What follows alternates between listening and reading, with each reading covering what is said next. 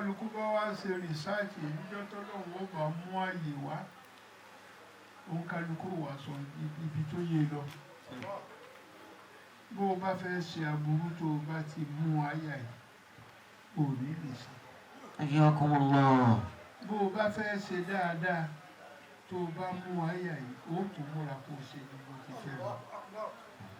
ó kó gbogbo nǹkan já. adúpẹ́. Alhamdulillah. ìfẹ́ Ọlọ́run tó ń bẹ ní ara bàbá Ni'ima náà ló gbé jáde. wọ́n sọ fún wa wípé ó tán sára bàbá àbáwọn bàbá tán sí i lára. kò sífẹ̀ẹ́ kan tó ju eléyìí lọ. ó wá rò wípé ó kọ̀ wo lóun fẹ́ sọ ọmọ yìí. ó kọ àwọn bàbá ló wá wú. Allahu akbar. ó kọ yìí ẹyọ kan bẹ́ẹ̀ òun ti bàbá kódà ẹyọ kan tó jẹ́ ti bàbá òun gan kò pé nítorí gbogbo ayé ní jẹ́ Muhammad gbogbo ayé ní jẹ́ Muhammad àmọ́ Muhammad wá pọ̀ Muhammadu Mustafa Muhammadu Mujitaba Muhammadu Murtada bẹ́ẹ̀ lọ Muhammad al-Bashir bẹ́ẹ̀ lọ àmọ́ Muhammad yìí nìkan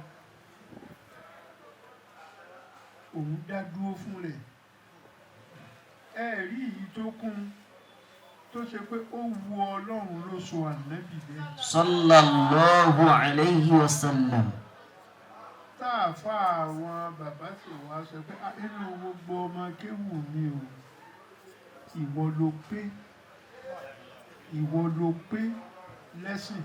فهذا كمال الدين أبيض ناسع نقي ولم يقطر على ثوبه الوسخ. bàbá ọmọ ó fún wa ní yọ̀dá pẹ̀lú yọ̀dá rẹ̀ ó ní òun sọ ọmọ pé ká gbé e jáde fún gbogbo jàmá pé ká sọ ọmọ náà ní Muhammad Kamaluddin. Allahu akbar. Muhammad Kamaluddin. Gbọ́láhàn. Àkànó. Ọlásùnkànmí. Àyànfẹ́. Àbàbà wa lájí àgbà wọ́n ní àmọ́ àwọn fi nǹkan kún. Lẹ́yìn àyànfẹ́ yìí mo fi fọ́lọ́run sọ. Allahu akbar. Bàbá ní èyí tí àwọn fi kún òun náà ni mo f'Olúwa ṣọ́. Ó kọ bàbá ṣẹ̀ṣẹ̀ wá pé wọ́n lórí kí bàbá wa lájí àgbà gangan nìyẹn mo f'Olúwa ṣọ́. Bàbá làwọn náà fi yé nǹkan. Muhammad Kamaluddin Gbọ́láhàn Àkànó Ọlásùnkànmí Àyànfẹ́ mo f'Olúwa ṣọ́ ẹ̀gbẹ́ Ọlọ́run tóbi.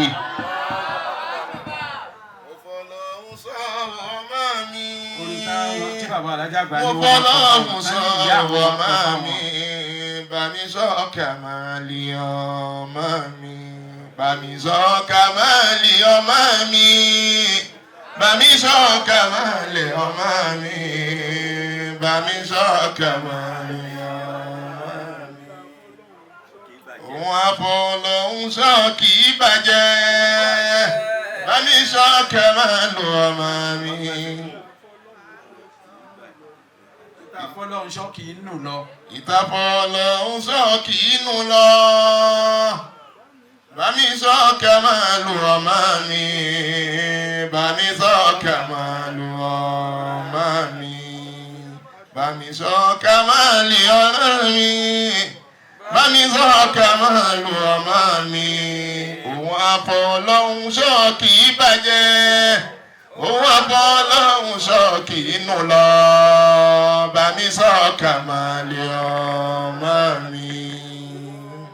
ìyá Muhammad Kamaluddin. wọ́n ní ìyá Muhammad Kamaluddin.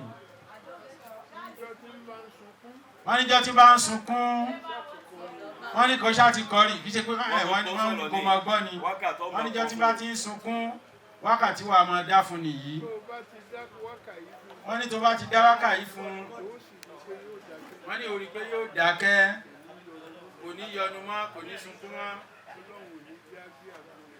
wọ́n ní Ọlọ́run ní jẹ́ ká gbé àgbo rẹ̀ káàkiri. Amina. wọ́n ní gbogbo bá ti ṣe wà ń bí wọ́n ní àápanupọ̀ gẹ́gẹ́ bí àwọn bàbá wa Alhaji Àgbà ti máa ṣe Rahimahullahu ta'ala. tí kìí sì yẹ̀ wọ́n ládéhùn Ọlọ́run bá kìí yẹ̀ lórí ẹ̀ á ké Suratul Fatiha méjì méjì wọ́n ní tá a bá wá ké tán wọ́n ní bàbá wa àfáwà Jíkòbí Adamallahu hayatahu. yóò bá wa ké túbà rẹ̀ lé wọ́n ní tí kálukú bá ti ń dà níyàn gbà tó bá ń ké túbà kẹfì yóò kúlẹ̀ fọ́lọ́run wọ́n ní Ọlọ́run mójútó gbogbo wa Àmín. wọ́n lọ́lọ́wọ́ wò ó Amina. Ọlọ́run ṣe lọ́mọ alálùbáríkà Àmín. yóò jẹ́ ó jẹ àlùbáríkà yóò jẹ́ ó jẹ àlùbáríkà yóò jẹ́ ó lo àlùbáríkà wọ́n ní gbogbo ohun tí Ọlọ́run bá sọ àpadà sí Búdà Ọlọ́run ní jẹ́ ó mọ̀ á Amina. wọ́n ní Ọlọ́run àwọlá rẹ̀ náà gbogbo wa iná ò ní mọ̀ á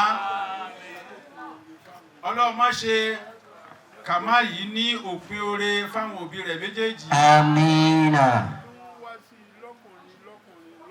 wọ́n ní àtún wá sí lọ́kùnrin lọ́kùnrin lọ́kùnrin. Àmín. wọ́n ní àtún wá sí lóbìnrin lóbìnrin lóbìnrin. Amina. wọ́n ní Ọlọ́run bá ló mọ ọmọ tí ó sin wá. نستعين اهدنا الصراط المستقيم صراط الذين أنعمت عليهم غير المغضوب عليهم ولا الضالين آمين. بسم الله الرحمن الرحيم الحمد لله رب العالمين كما دانيا منور أبصار العارفين بنور المعرفة واليقين آمين. وجاذب عظمة أسرار المحققين آمين. بجلبات القرب والتمكين آمين. فاتح أقفال قلوب الموحدين آمين. فاتحة التوحيد والفتح المبين آمين. الذي أحسن كل شيء خلقه وبدأ خلق الإنسان من طين ثم جعل نسله من سلالة من ماء مهين الرحمن الرحيم العزيز الحكيم العلي العظيم الأول القديم خاطب موسى الكليم بخطاب التكريم وشرف نبيه الكريم بنص الشريف ولقد آتيناك سبعا من المثاني والقرآن العظيم مالك يوم الدين طاهر الجبابرة والمتمردين ومبين الطغاة الجاهدين ذلكم الله ربكم فتبارك الله أحسن الخالقين ويا من لا شريك له ولا معين إياك نعبد وإياك نستعين معترفين بالعجز عن القيام بحقك في كل وقت وحين يا بائث الريح العقيم يا مهي العظام وهي رميم اهدنا الصراط المستقيم صراط أهل الإخلاص والتسليم صراط الذين أنعمت عليهم صراط الذين تسلوا بالهدى وفرحوا بما لديهم غير المغضوب عليهم هب لنا اللهم منك مواجب الصديقين آمين. وأشهدنا مشاهد الشهداء آمين. ولا تجعلنا ضالين ولا مضلين آمين. ولا تحشرنا بزمرة الظالمين آمين. ولا الضالين آمين آمين. اللهم بحق هذه الفاتحة آمين افتح لنا فتحا مبينا. آمين اللهم بحق هذه الشافية آمين اشفنا من كل آفة وآهة في الدنيا والآخرة. آمين اللهم بحق هذه الكافية آمين اكفينا ما أهمنا من أمر الدنيا والآخرة. آمين وأجر التعلقات وتعلقات عبادك المؤمنين آمين. على جل عوائدك، واشفع لنا بنفسك عند نفسك بالدنيا والآخرة. آمين. إلا أرحم بنا وبهم منك يا أرحم الراحمين. آمين. وصلى الله على سيدنا محمد صلى الله وعلى عليه آله وصحبه وسلم تسليما كثيرا إلى يوم الدين. آمين. الحمد لله رب العالمين. آمين. سبحان ربك رب العزة عما يصفون آمين. وسلام على المرسلين والحمد لله رب العالمين. صلى الله عليه وسلم صلى الله عليه وسلم صلى الله عليه وسلم.